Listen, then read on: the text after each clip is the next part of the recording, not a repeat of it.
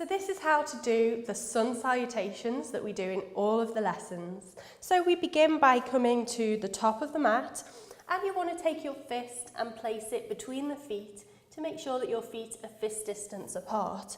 Make sure that the inside edge of each foot is parallel to this long edge of the mat. And then we want to come up, stand nice and tall and straight. And what I'm going to do is I'm going to do a run through of the full sequence, and I'm just going to point out a few things that we typically go wrong on or forget to think about. Okay, so we start with our hands coming together in a prayer posture just in front of the chest. And then we breathe out as we do this, exhale. And then as we inhale, we stretch those hands up, taking them apart, turning the palms to face forwards. We then stretch up tall, tilt the pelvis and lean back, lifting the head slightly. From here, we take a breath in as we fold forwards. And you want to fold forwards with a nice straight spine, keeping the feet on the floor. And just take the hands to wherever they reach for you. They may not actually reach the floor, and that's fine. If they do, it is helpful. But if they don't, you'll be somewhere like this. And next, we're going to take our left foot back. And as you take the left foot back, we take a deep breath in. And the best way to do this, if you're not touching the floor, is to just bend the knees slightly till the fingers touch the floor. And then step that left foot back. Now, as you step that left foot back, you want to make sure that the left leg at the back is straight and that this right knee is directly over the ankle. It's best to just have the fingertips on the floor. You don't need to be flat down, because what we really want to do in this part of the move is to lift the chest and lift the head up. And you can't do that with your hands on the ground. There's a tendency to look at the toe. Really make sure that you're lifting the shoulders through this move. Next, we're going to come into downward dog. So you may need to just bend the knee at the back as you do this. Straighten the right leg, lift on the toe, take the right foot back, and in this position you want to have the feet hip distance apart, the hands roughly shoulder distance apart, with your fingers pointing forwards. As you do this, we then push back so that our bum goes up into the sky, really high with the pelvis, and then we push back on the heels, taking them towards the ground. They won't touch the floor, and we're not aiming for you to be right down like this. Just go to wherever you feel the pull on the backs of the legs. Now, the most important thing where most of us go wrong in downward dog is our shoulders are up by our ears. And instead of having the shoulders hunched like this, we want to try to get a nice straight back and push the shoulders away from the ears and let the shoulders almost roll outwards. Okay? So it really does look like a dog having a stretch. You know when you see a dog pushing back like this is an exaggeration, but it's that kind of motion, taking those underarms towards the ground. Okay, so from downward dog here, we then hold the breath and we take the knees to the ground and the chest to the ground and the chin to the ground.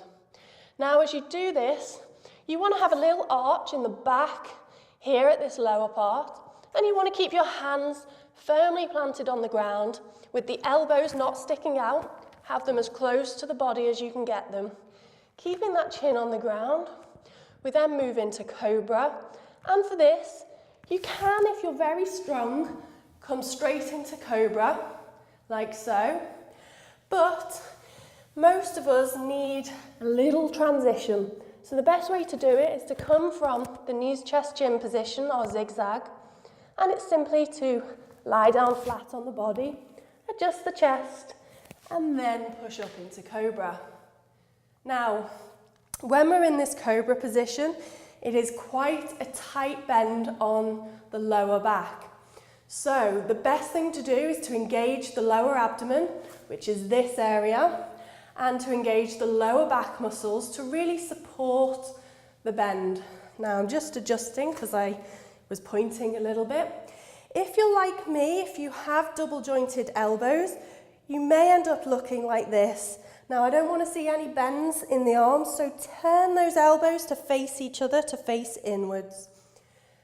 In Cobra, you want to make sure that, again, we don't have the shoulders round by the ears.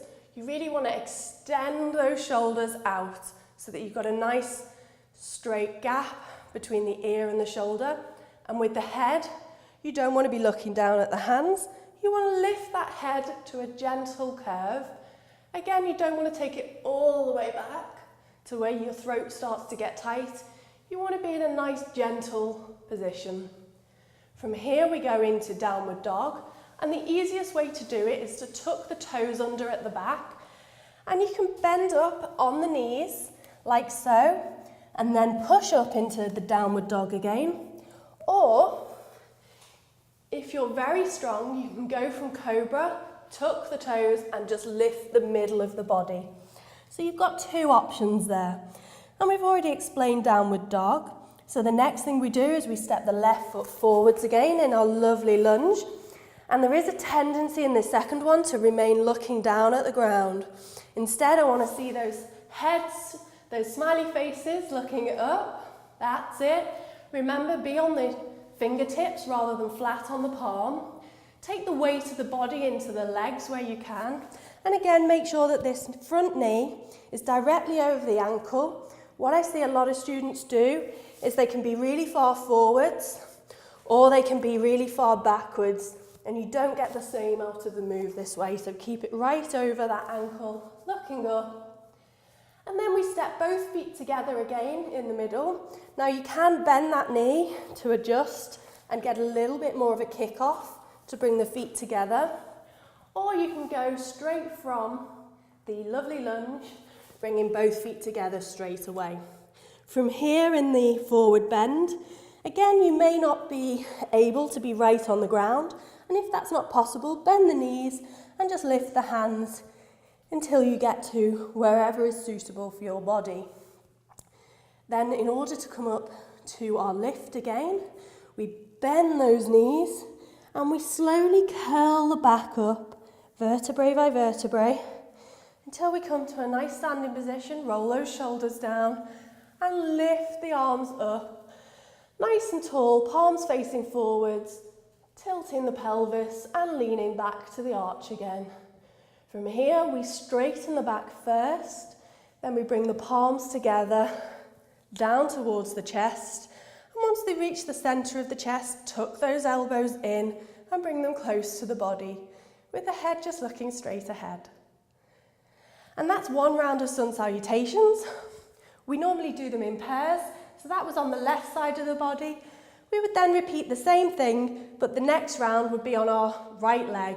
And I'll demo this very quickly. So, hands together at the centre of the chest, stretching up, folding forwards. Right foot back this time. Lift that head and chest. Feet hip distance apart into downward dog. Holding as we come knees, chest, chin to ground. We can then lie down, or you can push straight up into Cobra. Tuck the toes and come up into our lovely downward dog. Really stretch through the shoulders, take them away from the ears, push the heels back. And then we step the right foot forwards into our lunge. It does take a while to get used to where you should be placing the feet in order to always have this knee above the ankle, so do play with it. And then we step the left foot together with the right. Again, when we say together, we're not meaning toes touching here. We're meaning that fist distance apart still. And then we bend those knees, roll up, stretch, arch, and come back to our beginning position of the hands at the centre of the chest with the elbows tucked into the body. And that's sun salutations.